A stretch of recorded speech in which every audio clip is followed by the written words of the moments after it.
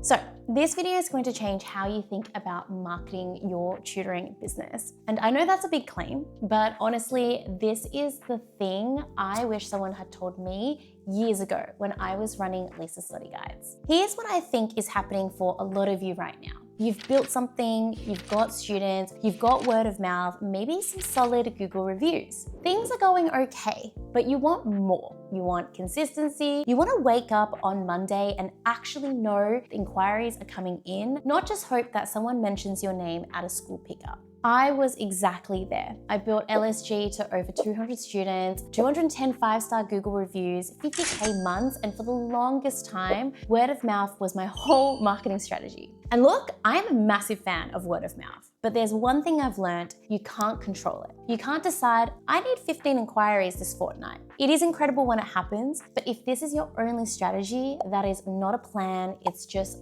hoping.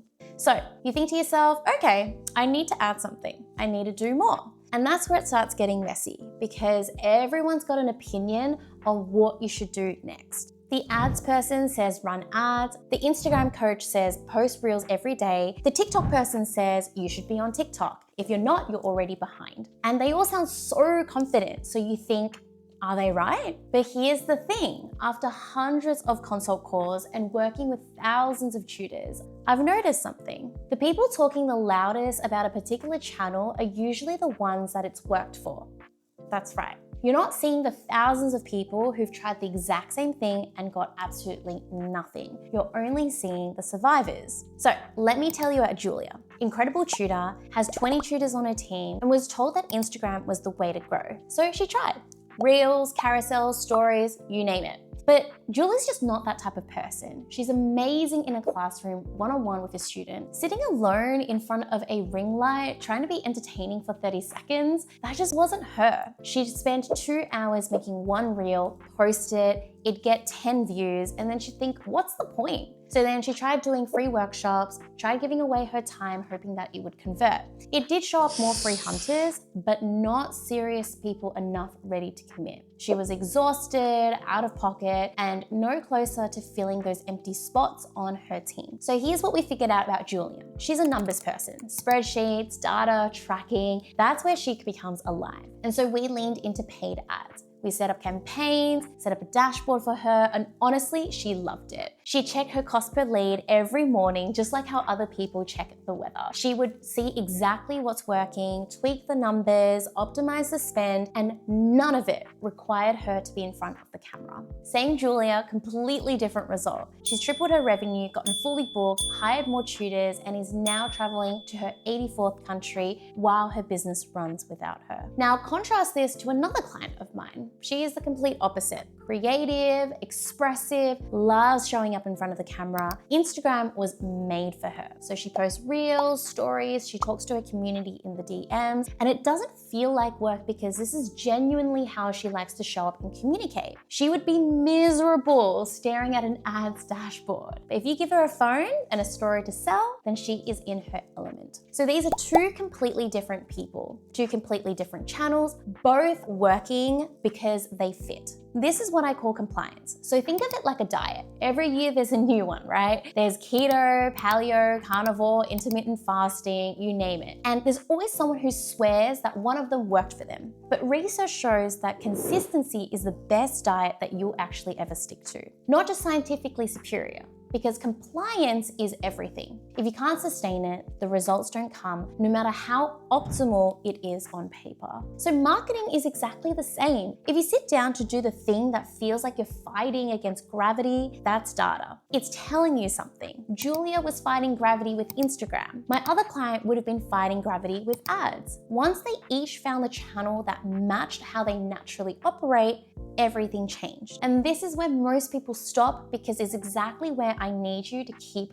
going. Because picking the right channel, that's actually just the beginning. Finding the right channel is step one. But what I see happen all the time is someone picks the right platform, then expects results in 2 weeks. And when it doesn't work immediately, they think the channel is wrong. It's not. They just underestimate what's actually involved. Think of it like becoming a chef. You don't just walk into a kitchen and start cooking. There are dozens of micro skills. knife work, how to dice an onion properly, how to break down a whole fish, understanding heat, knowing when to sear versus when to braise, seasoning by instinct, not just by recipe, plating, timing 6 dishes to serve at the exact same moment. That's what makes somebody a great chef, not just the one thing. Most people see the Michelin star on the wall and think, I want that. But they don't see the long 16-hour days, the obsession, the years of doing the boring stuff before anybody lets you near the exciting stuff. There's this documentary called Jiro Dreams of Sushi. If you haven't watched it, honestly, go and watch it after this video. It'll change everything about how you think about mastery. So Jiro Ono is an 85-year-old sushi master in Tokyo. His restaurant has 10 seats, no menu, 3 Michelin stars, and to work under him, you have to apprentice for 10 years. 10 years! So you start by cleaning the kitchen for months. That's all you do. You wash dishes, you scrub surfaces, you prove that you can show up every single day and do the unglamorous work without complaining. After 4 months, if Jiro thinks you're ready, you get to handle fish. Basic prep, cutting, but you're nowhere near the bar. After 5 years, you might earn the right to stand behind the sushi counter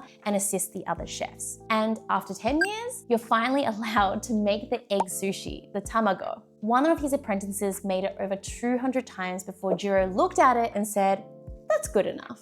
Now, I'm not saying you need 10 years to figure out your marketing. That is not the point. But there is a level of mastery here that most people completely underestimate. Marketing is just one skill. It's a craft. And like any craft, it has layers. Understanding your audience, copywriting, consistency, testing, analyzing what's working, adjusting what's not. You don't master this in a weekend, and that's okay. But here's the part that actually matters, and this is the thing that I think changes all of it. If you want to become a master sushi chef, you don't go and train under a French fine dining chef. It doesn't matter how incredible that French chef is. Their mastery, their techniques, their advice, it's all for a completely different craft. Their knife skills are different, the ingredients are different, the philosophy about food is different, and you could spend 5 years learning from them and come out on the other side no closer to making a great sushi. And this is exactly what's happening in marketing. Somebody who built their business on TikTok gives you TikTok advice. Someone who's scaled with Google Ads tells you to run Google Ads. And a course creator selling to a 22-year-old is telling you how to build a personal brand on Instagram Reels. The advice isn't wrong, it's just not built for your situation, your advice, and your strengths. I learned this the hard way with Lisa's study guides. I was doing so many things that worked for other people and it flopped for me because their context was completely different from mine. Once I actually stopped copying and started building a strategy around my audience, Melbourne parents, VCE students, word of mouth communities, everything clicked. That's when we moved from 10K to 50K months. Not by doing more, but by doing the right things for us. General advice leads to general results. That's it. It's not complicated. But contextual advice that's built around your specific goals, your specific audience, and your specific strengths, that is what leads to exponential results. So the question isn't, what is the best marketing channel? The question is, what are your goals? Who is your customer? What's your unfair advantage? And then you reverse engineer the strategy from there. You find the right kitchen, not just any kitchen, the one that's actually gonna teach you the craft that you need. This is exactly where I start with every single one of my clients. Before we talk about any channel or any tactic, I wanna understand your goals, your ideal customer, and what makes you different. And then we build your business around that. And if you want help figuring it out, book in a call with me so we can figure out a roadmap for you. Link is in the description. I'd love for you to comment your one big takeaway from this video. I read every single one of them and I want to hear what kind of restaurant you want to be working in.